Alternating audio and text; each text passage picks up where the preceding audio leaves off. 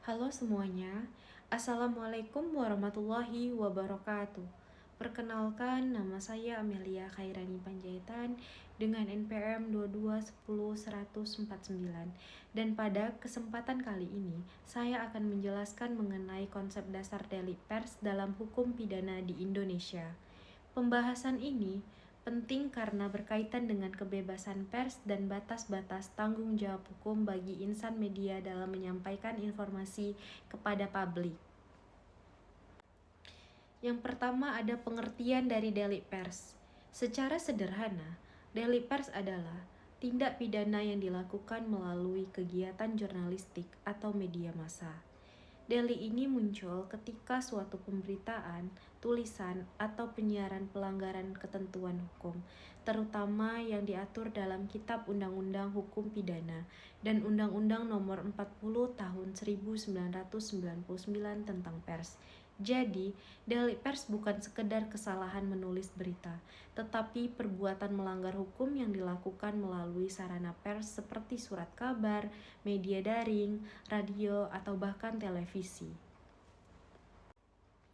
Yang kedua, kita masuk ke dasar hukum delik pers. Ada beberapa dasar hukum yang mengatur mengenai delik pers di Indonesia, yaitu 1. Kitab Undang-Undang Hukum Pidana, terutama pada pasal 310 KUHP, yaitu tentang pencemaran nama baik. Yang kedua, pasal 311 KUHP tentang fitnah. Yang ketiga, pasal 207 KUHP tentang penghinaan terhadap penguasa atau badan umum. Yang keempat, pasal 160 KUHP tentang penghasutan. Dan yang kedua ada Undang-Undang Nomor 40 Tahun 1999 tentang pers yang menjamin kebebasan pers pada pasal 4 ayat 1. Kewajiban pers untuk menghormati hak asasi manusia dan asas praduga tak bersalah. Mekanisme penyelesaian melalui Dewan Pers bukan langsung dipidana. Jadi, secara prinsip, Undang-Undang Pers melindungi kebebasan pers, tetapi tetap menempatkan batas hukum agar tidak disalahgunakan. Yang ketiga, kita masuk ke ciri-ciri delik pers. Delik pers memiliki beberapa ciri khas, yaitu 1. Perbuatannya dilakukan melalui media massa. Artinya, berita atau tulisan tersebut dipublikasikan secara umum. Yang kedua, ada niat atau kesengajaan untuk menyebarkan informasi, misalnya dengan tujuan memberitakan, mengkritik, atau bahkan menyerang kehormatan orang lain. Yang ketiga, ada akibat hukum bagi pihak tertentu. Contohnya, nama baik seseorang tercemar, institusi dirugikan, atau masyarakat tersesat oleh informasi yang salah. Yang keempat, kita masuk ke jenis-jenis delik pers. Secara umum, delik pers dapat diklasifikasikan menjadi beberapa jenis, yaitu 1. Delik pencemaran nama baik. Ini terdapat pada pasal 310 KUHP. Terjadi ketika wartawan atau media menyiarkan berita yang menyerang kehormatan seseorang tanpa dasar kebenaran yang cukup. Contohnya, menuduh seseorang korupsi tanpa bukti dan mempublikasikannya. Yang kedua, delik fitnah pada pasal 311 KUHP. Ini terjadi jika pelaku menyadari bahwa tuduhan yang disebarkan adalah tidak benar, tetapi tetap disiarkan untuk merusak reputasi pihak lain. Dan contoh yang ketiga adalah delik penghinaan terhadap pejabat atau badan umum yang terdapat pada pasal 207 KUHP, yaitu penghinaan pemerintah, lembaga negara, atau pejabat publik melalui media. Yang keempat, delik penghasutan pada pasal 160 KUHP. Ketika media menyiarkan berita yang dapat menghasut masyarakat untuk melakukan tindak kekerasan atau pelanggaran hukum. Yang kelima ada delik pelanggaran etika jurnalistik, terdapat pada Undang-Undang Pers Nomor 40 Tahun 1999. Meski tidak selalu dipidana, pelanggaran kode etik bisa dikenakan sanksi moral atau administratif melalui Dewan Pers. Dan kita masuk ke nomor 5, perbedaan delik pers dan delik umum. Delik pers ini dilakukan melalui media massa. Objeknya adalah tulisan atau pemberitaan. Diselesaikan melalui Dewan Pers terlebih dahulu dan diatur oleh Undang-Undang Pers dan Kitab Undang-Undang Hukum Pidana.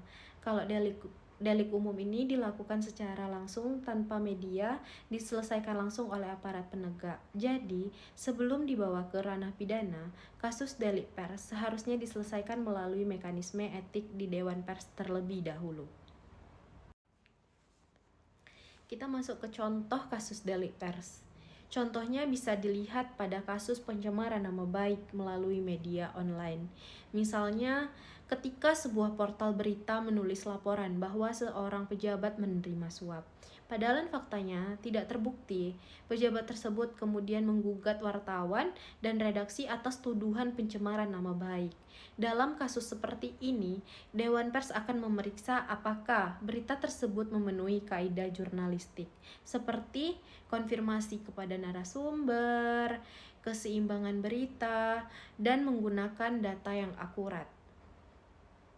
Jika tidak memenuhi, maka media tersebut dapat diminta untuk membuat klarifikasi atau permintaan maaf, bahkan bisa berlanjut ke ranah pidana jika ada unsur kesengajaan. Yang ketujuh, ada tujuan mengatur delik pers. Tujuan utama mengatur delik pers ini adalah 1. Menjaga kebebasan pers yang bertanggung jawab.